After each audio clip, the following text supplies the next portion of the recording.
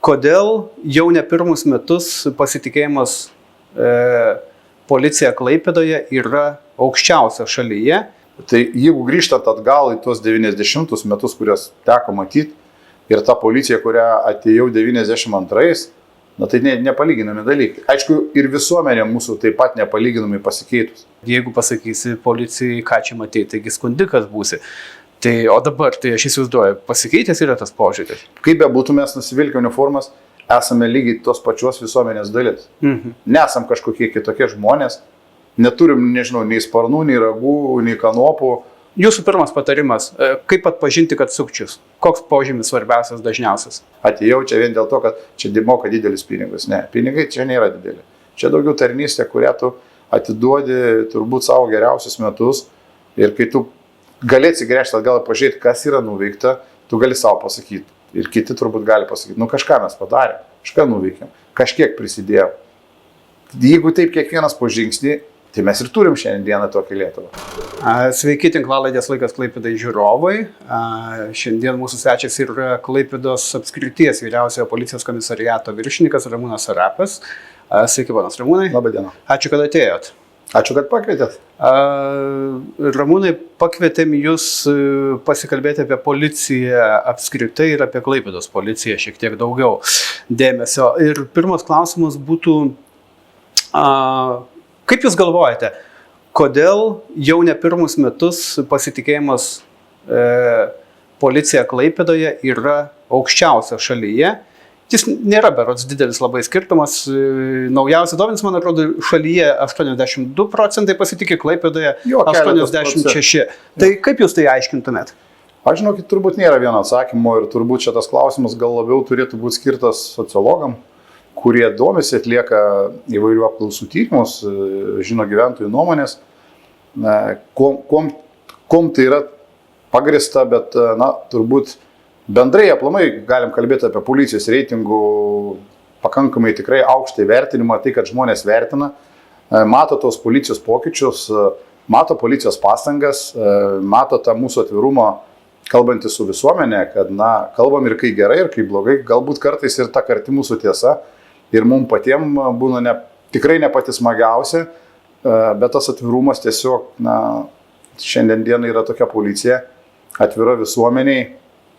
Ir tas mūsų šūkis, kuris yra skirtas ginti, saugoti, padėti, tai nėra vien tik tai žodžiai, tai yra jau filosofija tam tikra, kurią mes vadovaujamės. Ir pagrindinis dalykas pareigūno tai yra padėti žmogui, kuriam nutiko nelaimė. Nes tada, kada gerai, policijos niekas nekviečia. Policija reikalinga tada, kada žmogui yra bėda, nelaimė. Aišku, ir kai yra nusikaltimas, jis yra padarytas, tai turbūt šitas aspektas, kitas aspektas, tai kad Klaipėda ar Klaipėdos regionas vasarą tampa visos Lietuvos turbūt sostinė, taip pavadinkim, vasaros atostogo vieta ir policijos pareigūnai tikrai stengiasi metai iš metų užtikrinti, kad žmonės čia atvykę tikrai galėtų ramiai pailsėti, saugiai pailsėti. Aišku, ne visada tai pavyksta. Yra visko. Bet bendraja prasme tas vertinimas rodo, mato žmonės mūsų pastangas, mato įdėtą darbą, mato pareigūnus, gal norėtų ir dažniau matyti, bet šiandien yra tiek galima parodyti, kiek galima. Ir turbūt visi tie aspektai susideda. Aišku, nusikaltimų ištyrimas, rezonansinių nusikaltimų ištyrimas, aktyvi kova su narkotikų platinimu, turbūt bendruomenė mato, tai vertina, už tai toks aukštas įvertinimas. Prieš kitą klausimą užduodamas noriu pasitikslinti, kiek jūs laiko jau tarnaujate policijoje? Virš 30 metų. Tai ir dabar paminėjot, atsakydamas į pirmą klausimą, kad šiandien policija yra tokia.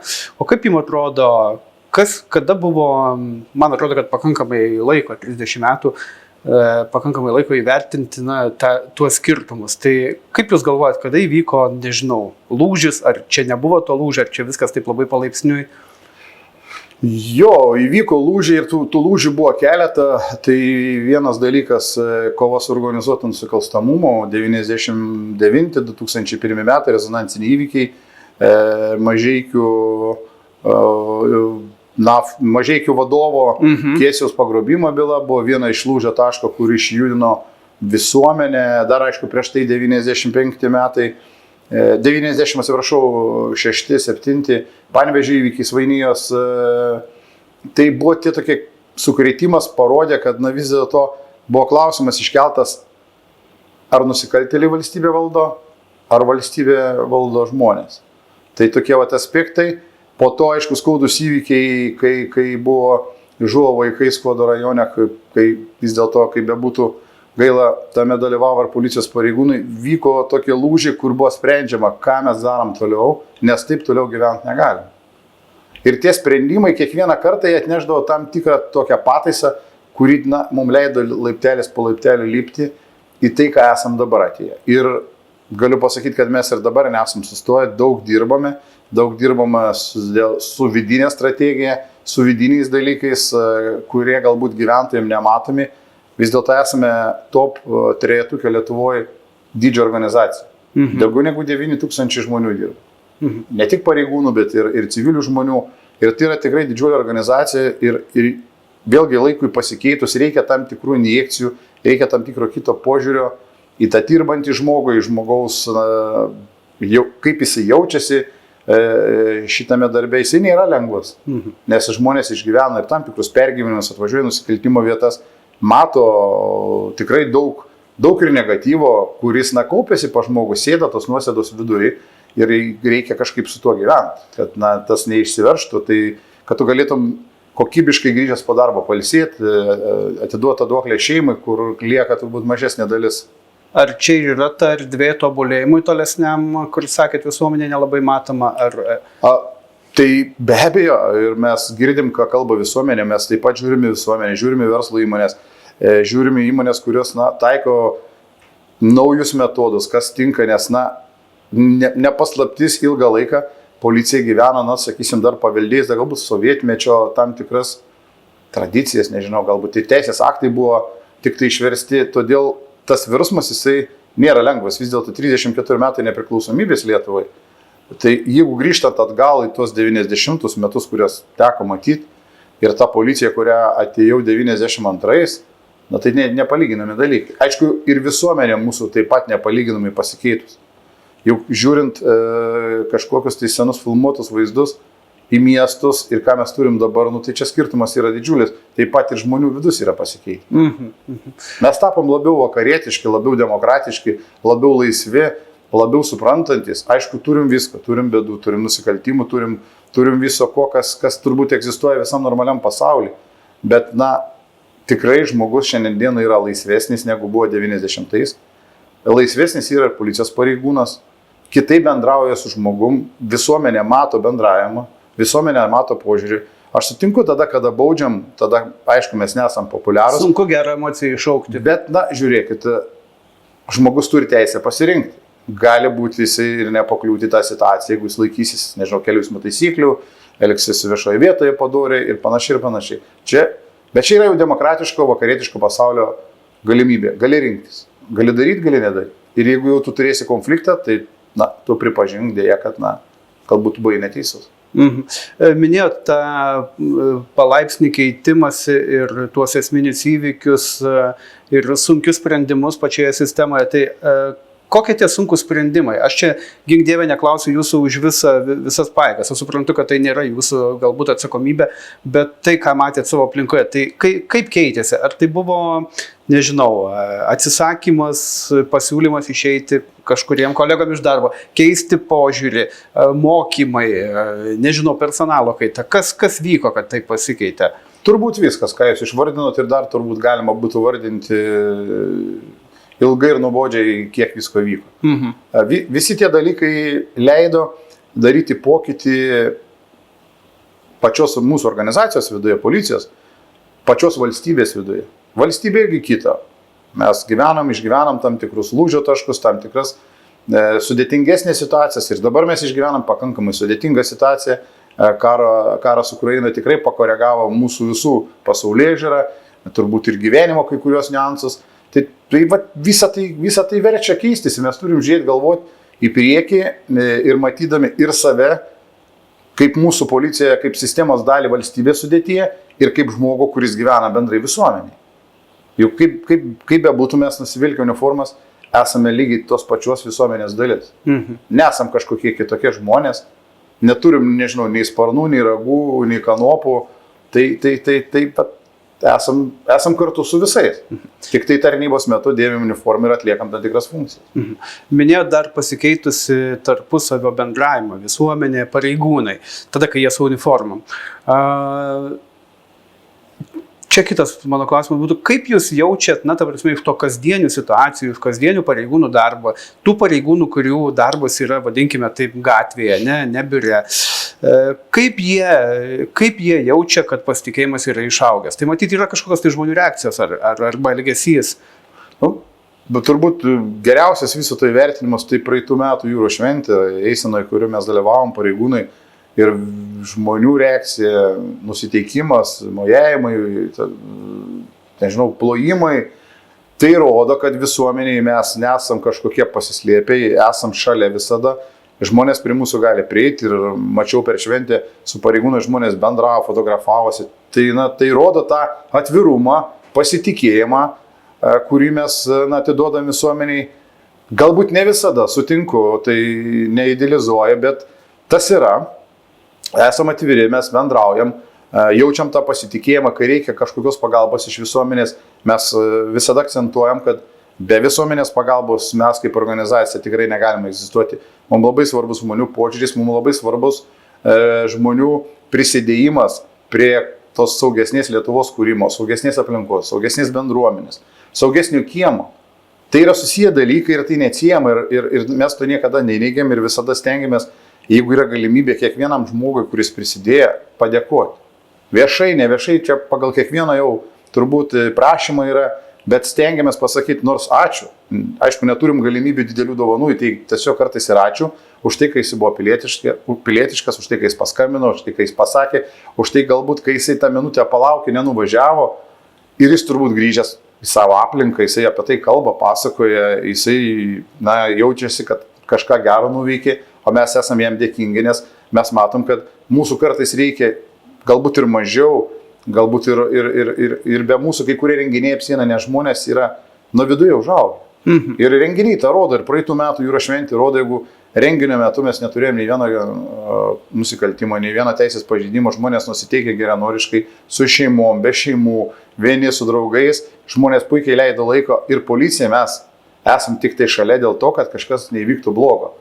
Iš esmės mūsų nereikėjo, visuomenė puikiai suprato, kur yra, visuomenė puikiai yra susipažinusi su renginių taisyklėm, puikiai supranta, ką reiškia būti šalia kitų žmonių ir toleruoti, kai kurių galbūt nuomonė patinka, nepatinka, bet tu esi kažkur minioj, turi prisitaikyti prie tų dalykų. Tas jaučiasi. Mes viduje esam tikrai užaugę, aišku, pasitaiko visko. Tai galbūt tas šaukštas deguto kartais sugadina statinę, bet bendraja prasme, tas visuomenės augimą aš labiau vertinčiau ne mūsų darbą galbūt, bet labiau visuomenės brandumą. Kad mes esam visi kartu ir aišku mūsų ta deklaracija, kad mes esam visada kartu su visuomenė renginiuose, šventėse, kad ir tose pačiuose nusikaltimų vietose, juk visada būna šalia žmonės. Mes jų klausim, matėt, nematėt, gal kažką žinot, gal kažką girdėjot, gal kažką galit papasakoti. Tai yra neįkainuojami dalykai, kur be jų, kaip ir minėjau, mums būtų. Bet čia irgi šitoje vietoje, būtent apie tą paskutinę situaciją, ar žmonės čia yra atviresni, nes, esam jauna demokratija, taigi būdavo anksčiau tas požiūris, kad jeigu pasakysi policijai, ką čia matei, taigi skundikas būsi. O dabar, tai aš įsivaizduoju, pasikeitęs yra tas požiūris? Jo, jis yra pasikeitęs, nes mes traktuojam, tai nėra skundimas, mes norim gyventi saugesniai. Tai jūs viskas aišku, bet žmonių galvose. Aš matau pasikeitimą didžiulį, lygiai taip pat. Matau, nes mes keičiamės visi turbūt. Kaip ir minėjau, mes gyvenam bendruomenį, mes keičiamės žingsnis, mes norim būti kitokie. Negu gyvenom ilgą laiką priespaudai, kur už mus buvo pagalvota. Ir šiandien dieną mes norim gyventi saugesniai šaly. Ir parodymų davimas, nežinau, informacijos suteikimas policijai nėra laikomas kažkokiu tai nusikaltimo ar ten skundimu, kaip minėjot, nes tai kitaip mes nesukursim geresnės valstybės, geresnės aplinkos, jeigu mes ignoruosim tuos dalykus. Juk čia yra daugiau vidiniai, moraliniai dalykai. Visi esam už tai atsakingi. Be abejo. Kasdieną, kas vyksta aplinkui gatvėje, jeigu mes matom, mes galim prieiti pasakyti žodį. Jeigu vyksta kažkas neteisėta, mes galim praeiti pro šalį. Ir mes galim po to piktintis. Va, žiūrėkit, kodėl nėra policijos, kažkas nepriejo, bet jeigu tu tai padarei, kitas padarė ir mes galvojam visi tada vadinasi, tam žmogui, kuris nori kažką pikto padaryti, labai lieka mažai galimybių. Čia tokie bendražmogiški dalykai, kur mes augam visi kartu ir policija neįsiskiria. Gerai, o dar irgi norėčiau, kad patvirtintumėt arba paneigtumėt prie kitą klausimą užduodant tokią aplinkybę. Dabargi yra labai populiarūs tie, kaip populiarūs, jie dažni telefoninių sukčių nusikaltimai ir aš esu girdėjęs, kad kartais tirdami visai kitus tokio pobūdžio nusikaltimus, jūs matot, kad žmogus yra įveltas į tai ir daro, jūs jį įspėjote, kad čia neuždirbimas, o jūs įtrauktas į nusikaltimą ir jie nepatikė. Yra buvęs toksai atvejis? Jo, yra buvę ir ne vienas ir čia iš tikrųjų sukčiavimai dabar yra, Dievo rykštė. Mes taip galim pavadinti, pastarėjai 5 metai nukentėjusių skaičius tikrai auga. Sukčiai kiekvieną kartą ieško naujų galimybių. Kuo mes technologiškai žengiam labiau į priekį, tuo labiau technologiškai ieško galimybių ir jie prisitaikyti ir prisiderinti. Todėl, jau čia jau mūsų kiekvieno pareiga, turbūt reikia taip sakyti, raštingumo savo didinimas, kompiuterinių žinių gilinimas, galbūt vaikų pasirūpinimas tėvais ir panašiai, nes, žmonės, kurie daro tuos nusikaltimus, tikrai tam ruošiasi. Sėdi profesionalai, samdo netgi žmonės, kurie jo moko, psichologai, psichiatrai, kaip paveikti tą žmogų, kaip įtikinamai kalbėti, tai yra tą įtaigą padaryti. Ir tai nėra taip, kad mes dviese su jumis sugalvojam, dabar mes atsisėdam prie telefono, paskambinsim ir čia kažkas mums ne. Tai yra labai kvalifikuotas ir labai rafinuotas nusikaltimas. Ir šiandien dienai dėja kartais, kai girdim tas istorijas, tenka pripažinti, kad, trūksta mūsų bendram gyvenimo tempo aukštam tam skubėjime, trūksta tos akimirkos, o sustoti, neskubėti, suvedinėti kodų, netidarinėti tam tikrų puslapių, kurie įkrita į telefoną. Tiesiog tempas gyvenimo toks greitas, kad mes viską taip greitai darom ir dalis visuomenės pakliūna į tas pinklės. Bet čia grįžtam prie to klausimo, tai tas įspėjimas pareigūno, kad čia žmogau, tu čia esi jau įtrauktas į negeras dalykus. Kaip jūs galvojate, ar čia nepasitikėjimas policija, ar čia jau gilesnės priežastys? Žinau, kad po kurio laiko žmogus vis dėlto ateina į policiją parašyti pareiškimą ir pripažįsta, kad jis buvo suklaidintas, apsėstas, kai kurie sako, nežinau, kas man buvo. Jūsgi sako, man skambino, su manim kalbėti, bet aš šiek tiek tai padariau. Tai kaip ir minėjau, tai labai didžiulė įtaiga, kur yra padaroma žmogui ir po tam tikro laiko jis atsikvošės, jis ateina pas mus su ašarom akyse ir tikrai tos istorijos kartais labai skaudžios yra, ne visada galim padėti, ne visada pavyksta išaldyti pinigus ir grąžinti žmogui, o kitom situacijom žmogus atiduoda viską, ką turėjo ir realiai kai kurie lieka gatvėje, ypatingai seni žmonės, iš tikrųjų gaila. Gerai, šių dienų kontekstas toks, kad kiekvieną dieną suvestinėse pranešimai, kiekvieną dieną beveik. Tikrai retesnė diena, kai nėra pranešimo, kai žmogus neteko pinigų ir gana didelių sumų. Jūsų pirmas patarimas, kaip atpažinti, kad sukčius? Koks požymis svarbiausias, dažniausias? Visų pirma, jeigu tai skambučiai. Padėti telefono ragelį, nevesti pokalbio, nevystyti jokio pokalbio, tiesiog padėti ragelį. O kaip sužinoti, kad čia skambina? Koks požymis sako, kad čia skambina negeras žmogus? Pastaruoju metu vyravo ypatingai daug rusų kalbos. Dabar panaudojus išmanesis technologijas jau skambučiai ateina ir lietuvių kalba, tai žmonės turėtų suklūsti. Turėtų suklūsti, nes nei policijos pareigūnai skambina, nei iš bankų skambina, nei iš kažkur kitur. Tiesiog reikia sustoti, įsivertinti ir turbūt padėti ragelį pasiskambinti savo artimiesiems. Pasišnekėti su tai žmonėm, kuris iš šalies tau užduos tą klausimą, ar tikrai čia viskas gerai. Nes pagrindinis sukčių dalykas yra paskambinus žmogui jo nepaleisti. Laikyti ragelį įjungtą, kad žmogus nuolatos bendrautų ir klausytų jų komandų. Ir tai gaunasi kaip automatų viskas. Bet žiūrėkit, jeigu mes padedam ragelį, dar kartą skambinam, mes atmetam tą skambutį, o kas atsitiks? Jeigu ir skambina iš banko, kas atsitiks? Jeigu pasakėt, jūsų ten pinigus plauna, nu tai plauna, išplaus, juk bankas yra atsakingas. Jis yra atsakingas už mūsų indėlį ir jis turės prisimti tą atsakomybę. Jeigu jau plovė, tai išplovė, vadinkim, nu ką pakeisim, o sako, čia jūs perveskit, neperveskit, duokit. Na, tos situacijos, jos yra keistas, žmonės tą modus operandi keičia labai stipriai. Kaip ir sakiau, ten sėdi irgi profesionalai. Taip, kad nėra lengva ir tas kinta. Ateinančios technologijos leis dar labiau eiti priekį ir mes turėsim labiau tą pasitikėjimą kurti savo šeimos rate, grįžti prie tam tikrų šeimos vertybių, tą pasitikėjimą klausimą. Nepalikti senų žmonių, įsakyti ir taip, kad jie žinotų, kad pakilus tą ragelį arba nekeltos skambučio, kuris yra neįvestas į jūsų užrašų knygelę. Vertinat kaip papildomą grėsmę dabar paskutinius įvykius, tai yra nutekėjusios duomenys iš registrų centro, tai yra 600 000 žmonių galimai į piktas rankas pateko adresas, asmens kodai, tai informacija, kuri prideda tai netikram naratyvui tikrai didelį svorį, kur gali pasakyti tavo adresą, tavo paskutinius 4 skaičius asmens kodo, skamba įtikinamiau. Jaučiat čia kaip papildomą grėsmę, ar ne? Be abejo, tai yra labai rimta situacija. Ir aplamai prasidėjus karo Ukrainai, kai padaugėja kibernetinių atakų įvairiausių, kurios visos yra nukreiptos į tam tikrų duomenų pasisavinimą. Kaip jūs minit, kad tos po to duomenys gali panaudoti piktavališkiam tikslams, be abejo, tai yra tam tikras iššūkis, su kuriuo reikės dirbti ir kovoti. Ir aš tikiu, kad pavyks įsiaiškinti ir pavyks nustatyti tos asmenys, kurie tai padarė, nes tyrimas yra atliekamas, kaip bebūtų. Aišku, žala yra padaryta.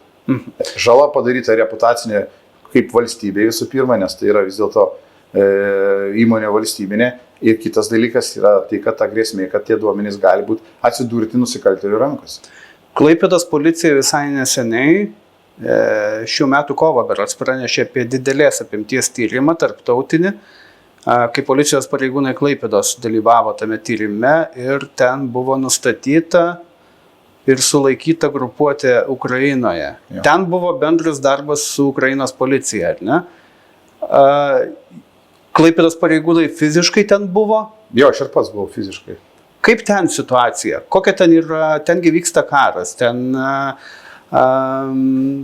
Kokia ten situacija? Kaip ten šalis gyvena? Ar ten, nežinau, ar ten policija gali galų gale dirbti normaliai tokiamis sąlygomis? Jo, karas vyksta. Karo padariniai matosi akivaizdžiai. Sugriauti namai, daugiabučiai namai. Daug kur taip sugriauta, kad turbūt ir neatstatyta bus, daug kur sužalota, taip, kad tą namą turbūt reiks nugriauti, kad naujo pastatyti, bet nežiūrinti tai žmonės gyvena, žmonės augina vaikus, žmonės stato namus, žmonės eina į darbą, aišku, su didžiuliais iššūkiais mes buvom dar žiemos metu, tai Dniepropetrovske tuo metu buvo apie minus 12-13 kažkur šalčio, į parą tik tai 3 valandas yra elektra ir 3 valandas yra šildymas. Tai, turbūt sunkiai mums dabar gyvenant taip komfortiškai priimti būtų tas taisyklės tokias, kad žmonės taip gyvena, kad taip augina vaikus, kad vaikai eina į mokyklą, kad nuolatos skrenda šachedai, nuolatos kaukia oro pavojus, nuolatos tu turi būti pasirengęs eiti į slėptuvę. Tai žinokit, vargina. Ir išėjus vakare į miestą, miestas gyvena tik tai dizelinių motorų pagalba, kai yra gaminama elektra, veikia kavinė, žmonės eina, veikia parduotuvės, bet žmonių veiduose, ne tai, kad nusivylimo, bet, tokie priblėsi žvilgsniai, nes tai varginantis dalykai, vargina ir jie patys apie tai kalba labai sunku, bet policija, teisėsauga tikrai deda didžiulės pastangas, dirba, atlieka tyrimuose bendruose kartu su mumis ir mes dalyvavom realizacijai, sulaikyta grupuotė sukčių, kurie buvo išviliojusi tiek iš Lietuvos, tiek iš Latvijos piliečių įspūdingas sumas pinigų.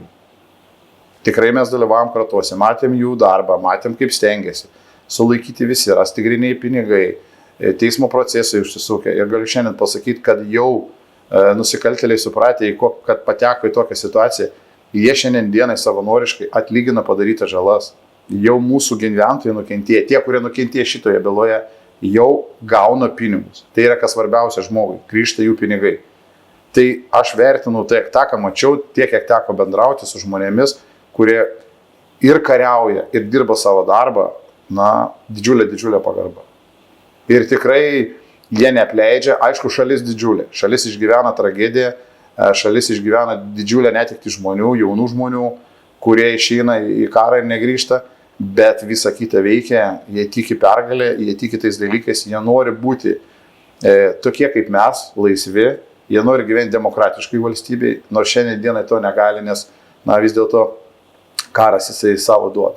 Tai tą, ką matėm, tiek, kiek turim ir kitų tyrimų, kurį šiandien dienai galbūt dar negalim kalbėti garsiai, bet artimoje aplinkoje mes irgi dalinsimės, tai tikrai tas indėlis jaučiasi, nes be jų pagalbos mes negalėtumėm tikrai, vis dėlto kita šalis jurisdikcija, tai nėra ES valstybė ir jų tas nusiteikimas tikrai matosi ir policijos darbuotojų, ir saugumo darbuotojų, ir prokuratūros darbuotojų. Tikrai ypatingai Lietuvai jaučia didelį sentimentą už palaikymą.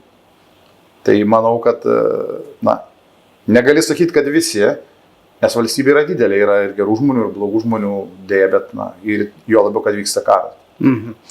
Bet matyt, grįžus ateina dar didesnis suvokimas, kiek mes toli pažengę esam.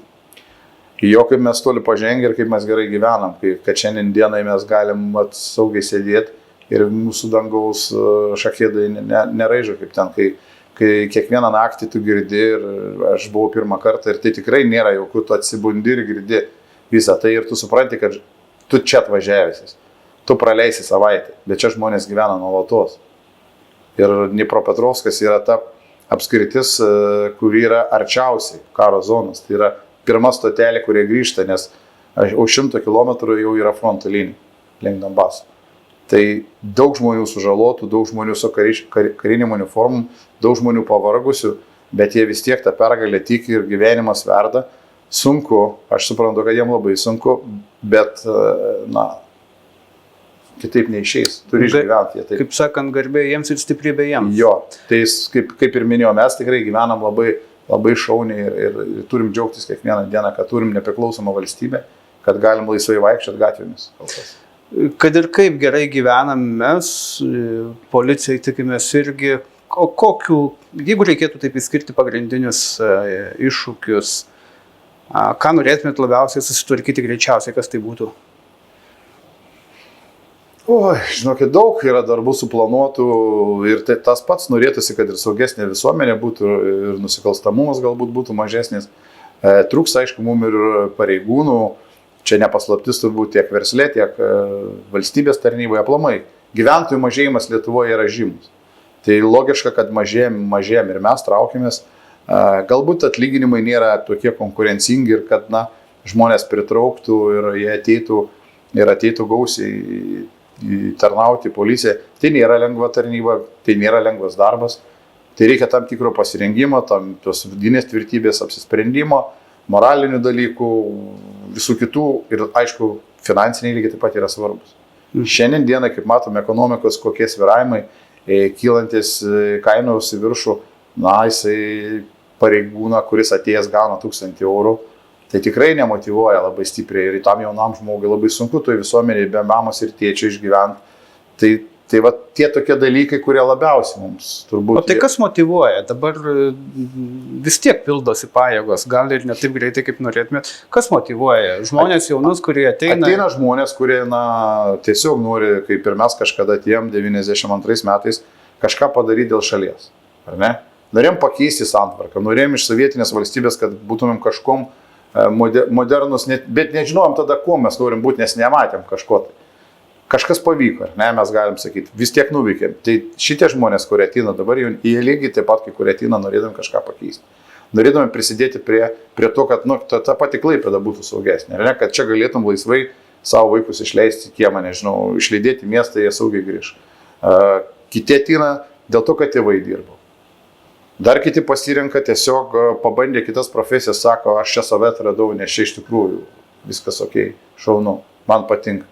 Patinka dirbti. Kiti ateina žmonės, kurie tiesiog nori padėti žmonėms ir čia yra galimybė prisidėti prie to ir žmogus jaučiasi gerai toje aplinkoje.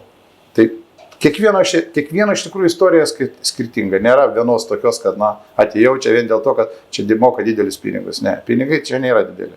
Čia daugiau tarnystė, kurią tu atiduodi turbūt savo geriausius metus.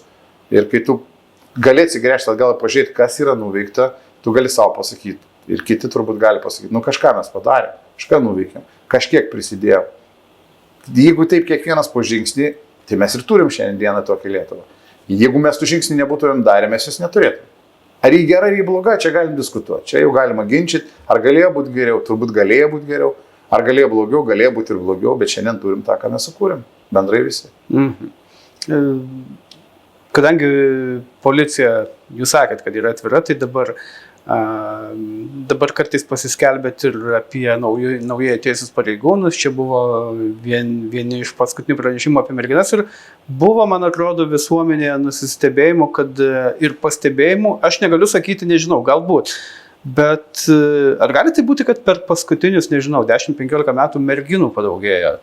Aš kalbu apie patrulių grandį, tie, kurie dirba gatvėje. Gal jos labiau matomos? Ne tik gatvėje, žinokit. Dabar mūsų santykis vyrų, moterų, jeigu taip galim pasakyti, yra beveik lygus, apie 50-50. Tai esame atvira organizacija. Tikrai galbūt nori to visuomenė, bet tą reikia pripažinti. Vėlgi, tai yra demokratiškų valstybių, europietiško požiūrio dalis, kad visi norintys gali ateiti ir dirbti. Ir mes, suprantu, kad vyras yra moteris, bet pas mus jie visi yra policijos pareigūnai. Ir sėkmingai dirba. Jūs atvykote iš kitos Lietuvos dalies dirbti į Klaipėdą, ar ne? Taip. Pamatėt kažkokį regioną specifiškumą? Nes automatiškai lyginat, man atrodo. Tai be abejo. Iš kur atvykot beje? Iš Šiaulių. Be abejo, tai yra vienintelis Lietuvos uostas. Širdis Lietuvos, kaip bebūtų. Galim sakyti, kai yra Vilnius sostinė, Klaipėda turi kitą specifiką, tai yra vienintelis uostas, tai yra tikrai širdis dalis Lietuvos, pajūris, nuostabus kurortų laikas, tai yra vasaros Lietuvos atostogų vieta, kur daug žmonių suvažiuoja. Tai nuolatinis žmonių judėjimas, nuolatinė ta dinamika tokia. Aišku, kad yra skirtumas, tai didžiulis, tai atgyjantis, gyvas, gražus, besiplečiantis miestas ir aplamai ne tik miestas, regionas visas, kur žmonės atvažiuoja ir nori gyvena, nes čia iš tikrųjų yra daug gražių dalykų, ne tik jūra, ir aplinka, ir turbūt tie patys žmonės, kurie čia gyvena, daug kultūrų, daug skirtingų turbūt žmonių, kalbų, kas irgi rodo, kad tai yra tikrai aukštas miestas, kuris priima visus, nei vieną neišvaro. Ponas Ramūnai, paskutinis klausimas, jisai mūsų tinklalaidėje yra vienodas visiems svečiam. Pasakykite ilgai negalvodamas, ko jūs palinkėtumėt Klaipėdai? Augti. Nes turi visas galimybės. Jisai šiandien dieną tai vyksta, bet aš linkiu, kad ir toliau nesustotų, nes tai iš tikrųjų gražu. Ta, ką mačiau kokiais 90-ais ir dabar, tai turbūt nepalyginami dalykai. Tai vadinasi, mes esam tikrai pažengę ir toliau turim augti. Ačiū už gražų linkėjimą, ačiū, kad skiriat laiką, ačiū už įdomų pokalbį, perduokit kolegom linkėjimus ir padėką, kad saugot mumis ir ginate mus. Ačiū už tai, kad pakvietėte. Iki. Visą gerą. O mes savo žiūrovams ir klausytojams sakome taip pat sudie, primename, kad visus įrašus galite rasti Vakarų Ekspreso YouTube kanale. Ačiū, kad esate su mumis. Iki kitų kartų.